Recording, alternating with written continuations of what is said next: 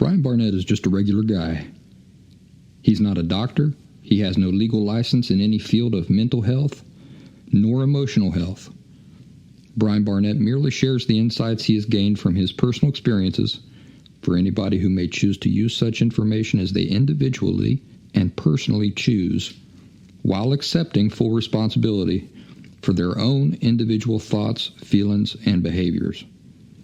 Brian Barnett assumes no responsibility whatsoever for anybody's individual choice to expose himself or herself to any information that Brian Barnett shares, and by listening to this program, you are acknowledging that you, and only you, are responsible for your own thoughts, feelings, and behaviors. Happy Thursday, everybody.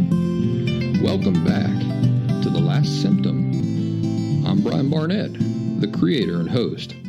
I want to invite you to run over to thelastsymptom.com. While you are visiting, if you feel compelled to make a donation to support my overall body of work, which includes this podcast, that would be appreciated. Today is Wednesday for me, and I'm happy to report that the heat seems to have broke, at least for today. Small favors and all that. It has been in the 90s every day now for 2 weeks with unbearably high humidity. My air conditioner simply has not been able to keep up, and by 3 o'clock in the afternoons, I've been down in my underwear, just trying to be comfortable enough to get anything done. So I hope you've all had better success in staying cool than I have. It got so hot here the other night that there was a knock on my door. And when I opened the door, there was my neighbor, Rocky. And if you want to know what Rocky looks like, think ZZ Top, or think of an old gold prospector. He has a long gray beard and long gray hair, and he's somewhere in his 60s.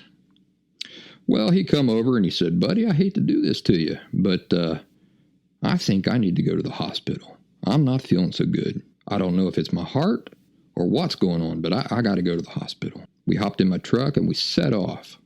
Of course, Rocky didn't want to go to the nearby hospital because he figured they'd just try to put him together with duct tape or something. So we instead drove off to a far-off hospital. This was the very day that I got back from Pennsylvania on that backpacking trip. The same backpacking trip that I described and you actually heard in the last episode of this show. I was worn out, exhausted of being on the road.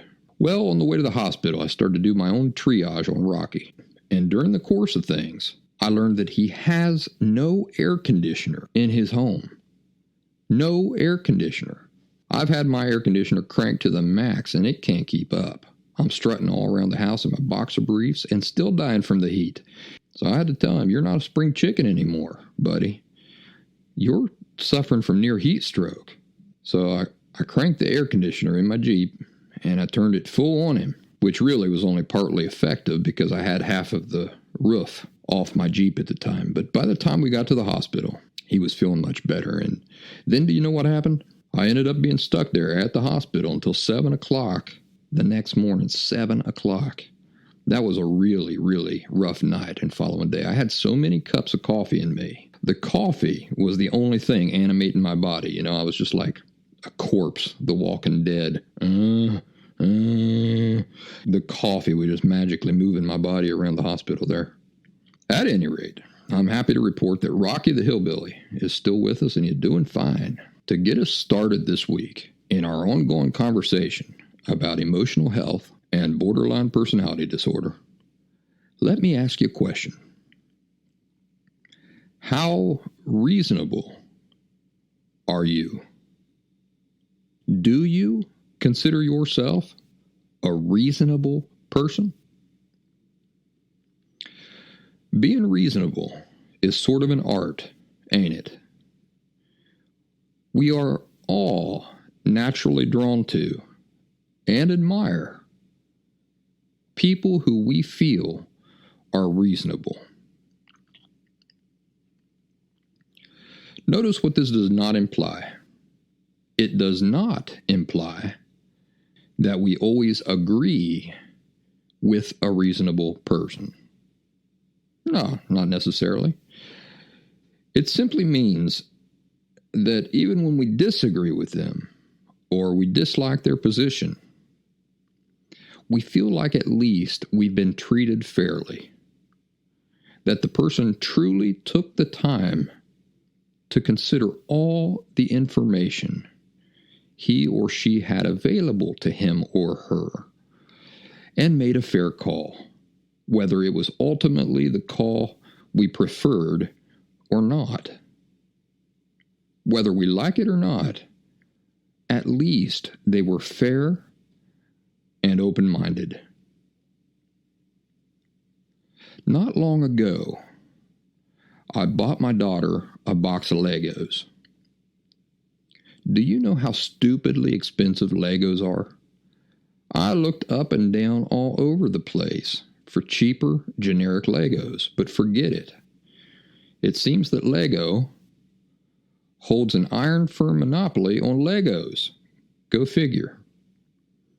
So I bought her a box of Legos as a reward for her graduating from diapers and finally learning to poop in the commode like a normal human being.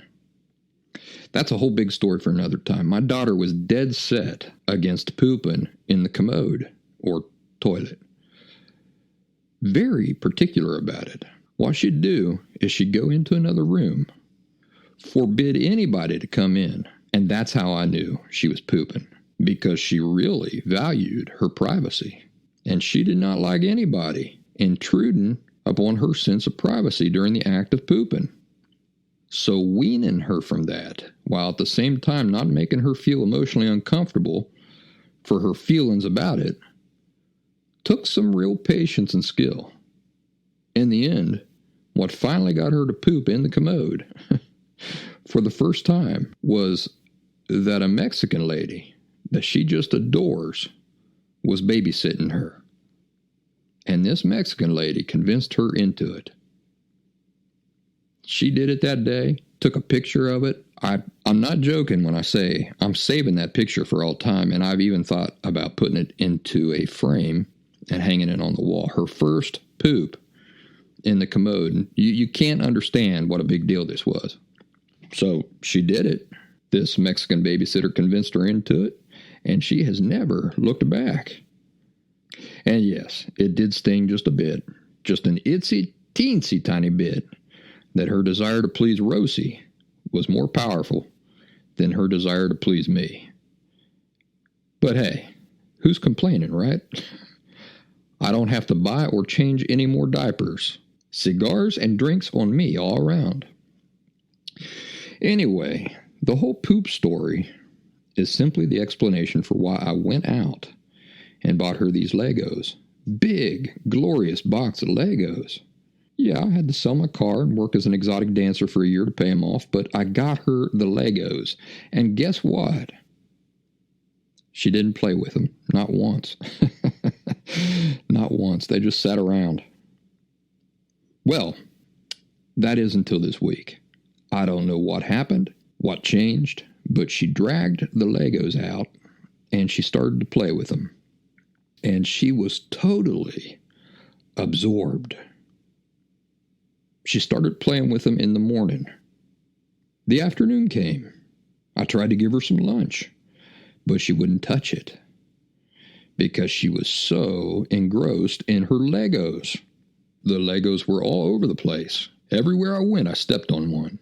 And she was doing little voices. ¿Qué tal? ¿Te gusta mi granja? Mira, tengo una granja muy bonita. Hay muchos animalitos. Oh, sí. And she had built this, what she called a farm. And she had all these little pink Lego blocks out there, which she saw as pigs. So all these little pink Lego blocks, which are, rectangles, they were all her pigs.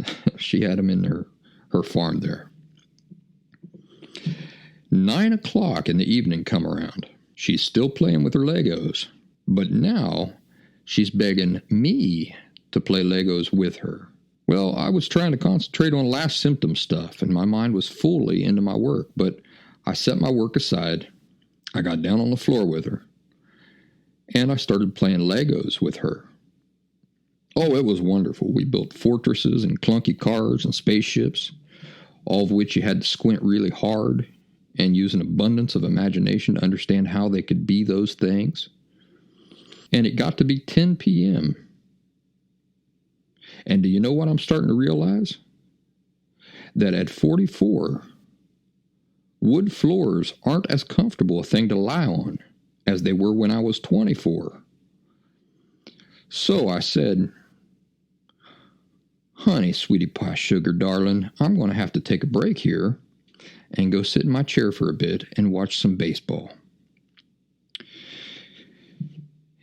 If she had a little switch, like a light switch, installed on her little back, when I suggested that I was finished playing Legos, it was like I had just flipped that switch. Her face melted. She looked at me like I had just rejected her and her game, and she started to cry. Not spoiled crying. Not I'm not getting my way crying. I'm talking about genuine hurt crying. Like I had let her down. So I'm sitting in my chair now, watching this from her, with some amazement. And I said, honey, what's wrong? And she said, we were playing, and you said you were having fun, but now you don't want to play no more. And I don't know what to do, and the world is ending, and who knows what my future will end up looking like now, and on it went. And I was sort of in disbelief, so I tried to reason with her. Sweetheart, the floor's not too comfortable for me because I'm old, and you're not old, you're strong and powerful and handsome. Yes, you're right, honey, I am all those things, but what I mean is that the floor is not very comfortable, and I just want to take a break for a bit. My knees hurt, I'm tired, and I was hoping to see some Red Sox. You know what we should do, I said?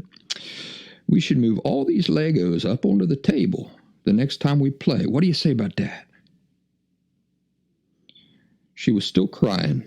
Like I say, it was not the type of crying where she's just not getting what she wants. Her little heart was really let down.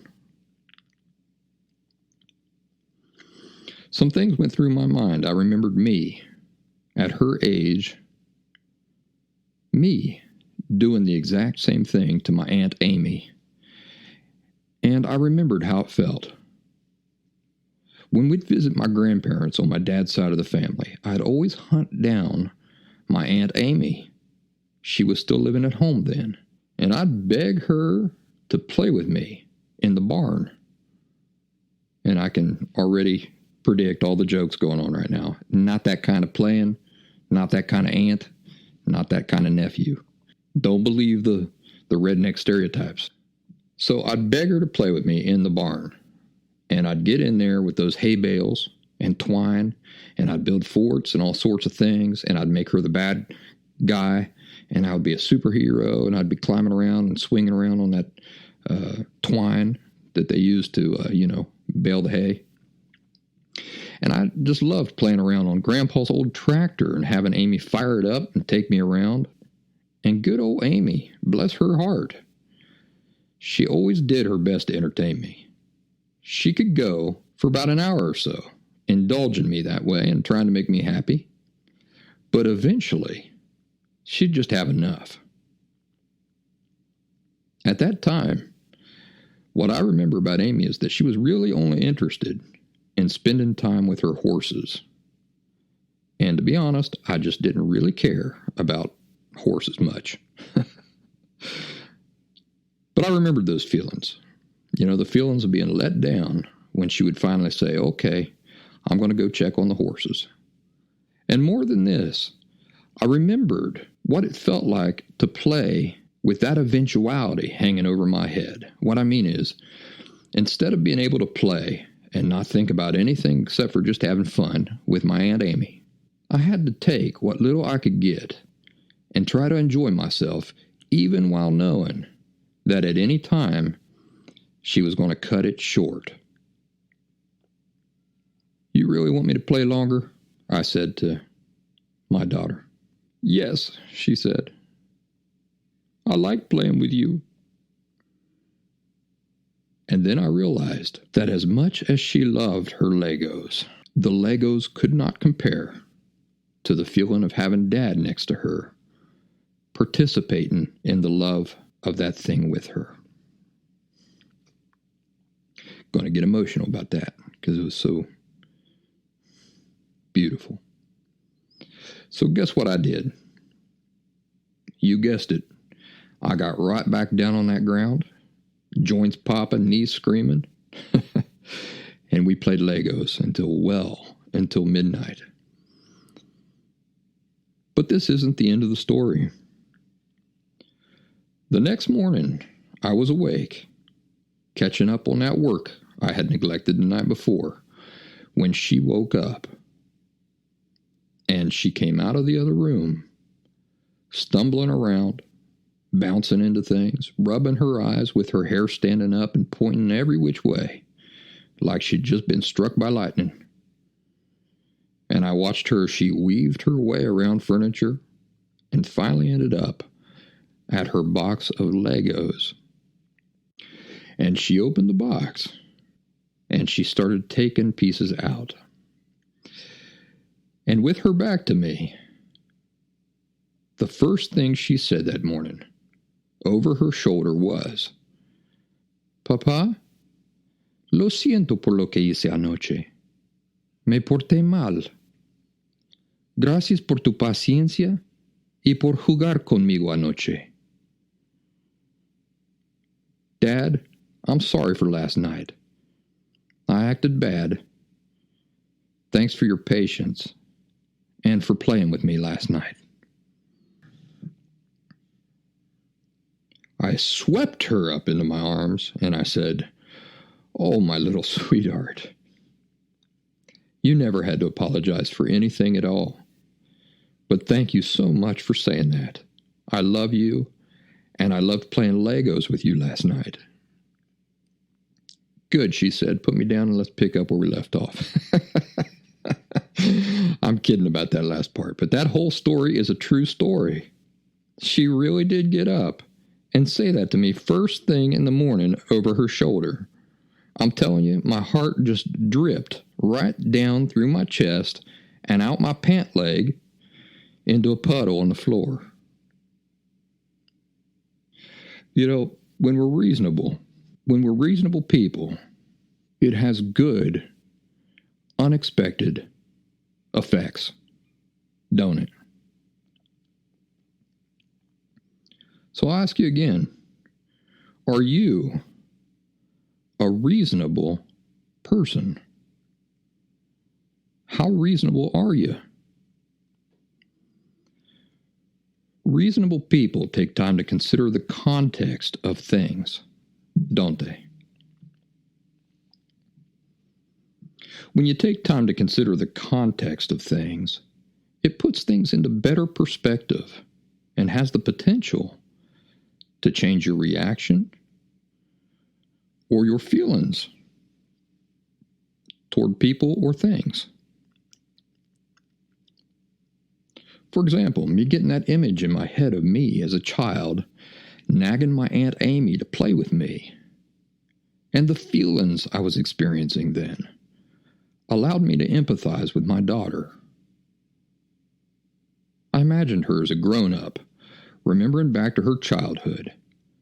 Would I want her to remember always feeling like every time her dad played with her that at any time he was going to say, all right, I'm done.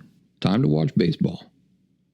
And did I want her to remember the natural feelings associated with that? No, I don't want that to be what she remembers.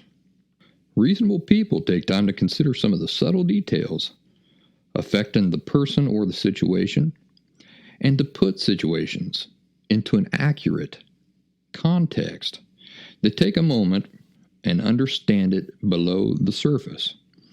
It's easy for me to do this with my daughter because I love her.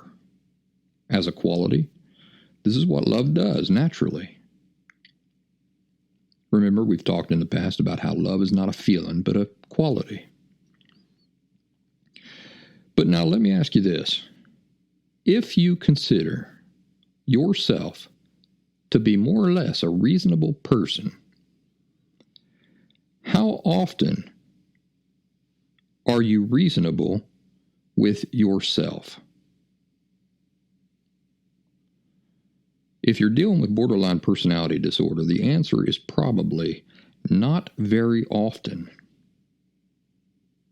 How do I know that? Well, because I know for one thing that you don't like yourself. You might like things about yourself, but you don't like yourself. And the very fact that you don't like yourself is in itself unreasonable. A natural result of this not liking yourself gives birth to unreasonable ideas of shoulds and shouldn'ts. For example, I was 13. I should have been smart enough not to do something. Or, I shouldn't be so emotional. Or, I should treat those I care about better. Or, I'm 50 years old. I should have my life together, but I don't. Or, I should have treated my wife better. Or, I shouldn't lose my temper the way I do. These are just some examples off the top of my head, but do you know what none of these internal self-accusations are? They're not very reasonable. I don't like the word should, and that's what they're built upon, should. What do none of these self-accusations include? None of them go on to include context. If you don't believe me, take a moment or two to think about when you do this to yourself, when you play this shouldn't game. How often, when you're having these internal accusations against yourself, do you go on to include context with your accusations of what you should or shouldn't have done, or do, or be doing? Have you ever thought about that? You might be willing to be reasonable with other people from time to time, or at least you probably make a real effort to be reasonable with other people from time to time. But one of these days, you should just count the number of times you fail to extend that same courtesy to yourself. I promise that you will lose count. Long-term followers of mine know that this comes from the very foundation of what borderline personality disorder is. The two distorted core beliefs, or fundamental certainties or perceptions that create the disorder, that are the disorder. And they are, my feelings are inherently irrelevant and shameful, devoid of worth, and so am I. These two beliefs or foundation perceptions about ourselves and our feelings cannot translate into love for ourselves. They can only translate into loathing. In the past, I've described it like being trapped for 24 hours a day with an obnoxious, annoying coworker you despise, trapped in a tiny office with no windows. Do you understand the nature of what is going on in a person when self-loathing is involved? It's really strange. It means that a part of your consciousness is sort of stepping back and looking at yourself as if it were a separate thing. And it's making these unfair, critical judgments of everything it sees. The irony is, that part of you is you. It's all you. Even the part that is critical of you is you. So you're making critical, unfair judgments against yourself. Your invented identity just doesn't want to see it this way. Why not? Because it loathes what is there. It rejects that it is in any way associated with that annoying pest. But for a minute, let's practice being reasonable people. Let's be reasonable with ourselves. Let's repeat the examples I gave and provide some context this time around, because that's what reasonable people are willing to do. And we're all reasonable people here, aren't we? Let's start with the first one. I was 13. I should have been smart enough not to do that. Here's the context. Yes, you were 13, which means that you were not responsible for any of your mistakes from that time. The same way my dog is not responsible for biting my neighbor. Who is responsible if my dog bites my neighbor? Me. As the responsible party, everything my dog does or fails to do is my responsibility, not my dog's responsibility. You might say, well, a 13-year-old's not a dog, but the same goes for dependent children as goes for dogs. As long as we are dependent on our parents and we have not matured to a state of independent, free agents ourselves, it is our parents who are totally responsible for everything we do or fail to do, which includes all of our mistakes from that time of our life. Because at 13, we are still learning and developing as human beings. At 13, we don't just lack experience and knowledge. We lack the very capacity to skillfully make decisions with experience and knowledge, even if we had it. You believing that at 13 you should have known what you know now at 45 is not very reasonable, is it? What you're doing is judging that poor kid based on all of your current development, knowledge, experience, and hindsight. All things which that poor kid did not have access to back when he or she did the thing that you regret. In fact, all 13-year-olds do similar things to what you are unfairly beating your poor 13-year-old self up about. So how about we cut the kid a break, yeah? Don't you think it's time? He or she was never responsible for anything that he or she did or didn't do in the first place. And even so, he or she was simply being 13. That's what 13-year-olds do. They overestimate themselves. They get themselves in over their heads, and guess what? It's part of the human process of learning, gaining experience, and maturing into an adult. Now, let's take away the should or shouldn't.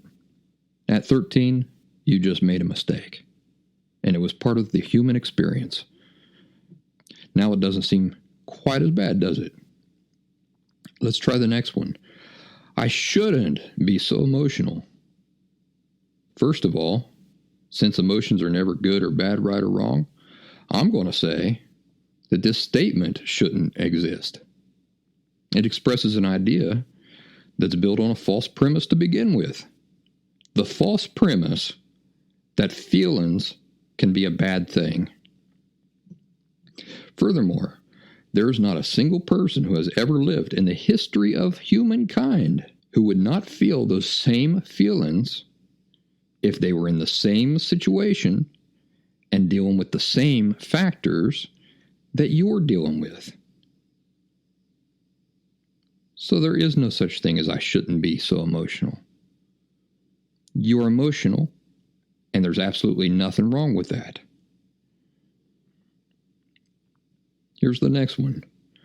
I should treat those I care about better. Here's what I've got to say. You could treat those you care about better if you weren't dealing with trying to unravel and fully understand an extremely powerful and difficult emotional disorder. But the reality is you are dealing with an extremely powerful and difficult emotional disorder. And when you go out and you look up information to try to get better, what do you find? A lot of conflicting bullshit. This is the reality you're dealing with. Because you're working so hard to eliminate this disorder, it shows how serious and important it is to you that you be able to treat those you care about the way they deserve. That's a positive thing. That's not a negative thing. Look around you. You see all those people treating their wives, husbands, girlfriends, and boyfriends so well? They aren't dealing with borderline personality disorder. Oh, they want to sneer at you.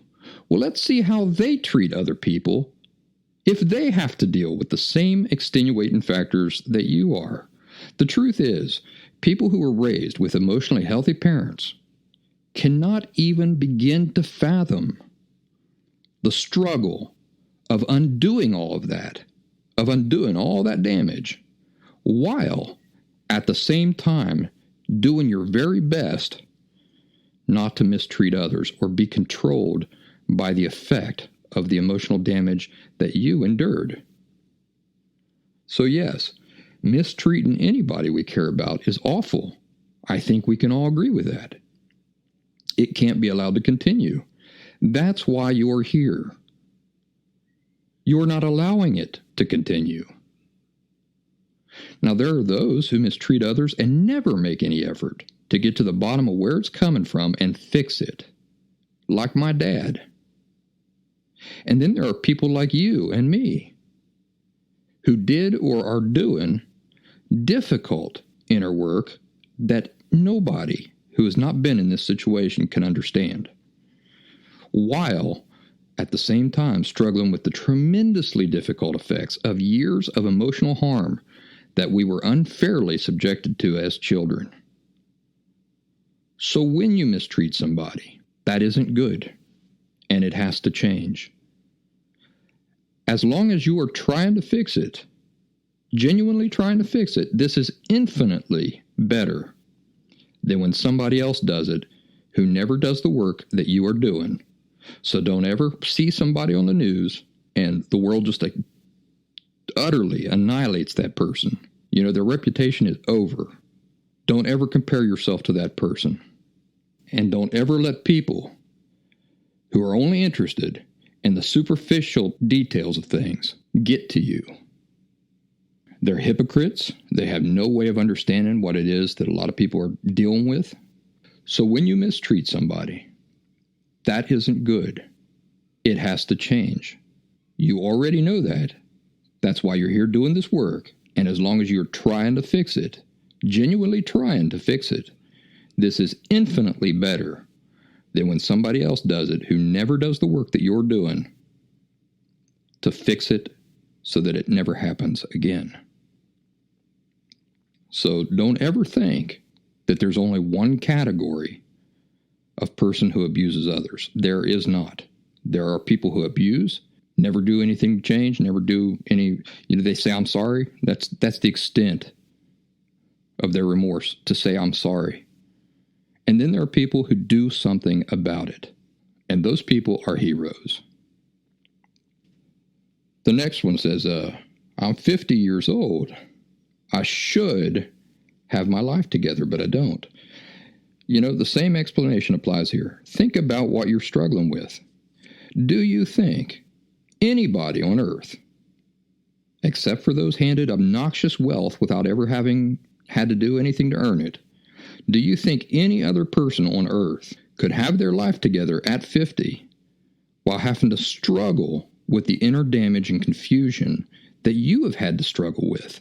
No. The very nature of borderline personality disorder is such that you are programmed to sabotage yourself and make terrible decisions, often spontaneously on raw emotion. Walk out of a job just because somebody said something that you didn't like, and then 3 hours later you think, crap, I really should have given that more thought. I need that job. Tell me any person, given the factors that you're dealing with, who does not realize that they're dealing with an actual disorder, until later in life, much later in life. Tell me anybody who could possibly do any better by your age. Like I say, there may be some exceptions, but only if they are born into families of extreme wealth and connections already. Most of us, normal people, do not have a person that we can call and be on a television show tomorrow. So no normal person in normal circumstances would be doing any better than you are while dealing with the same factors that you're dealing with. You know, when I sometimes close the show by reminding you to be unusually kind and patient with yourself, this is the sort of inner dialogue I'm talking about.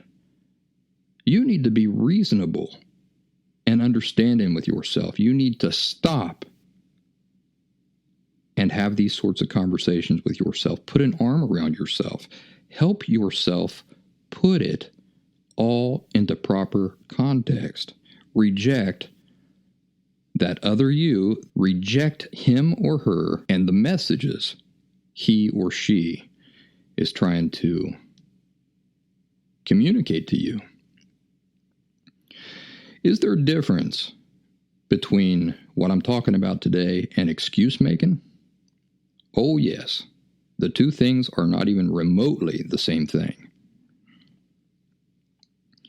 Excuse making is unacceptable. Do not fall into that trap.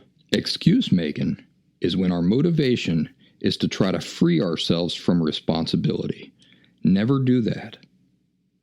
Notice that in none of our examples did I attempt to free the person from responsibility that rightfully belonged to them.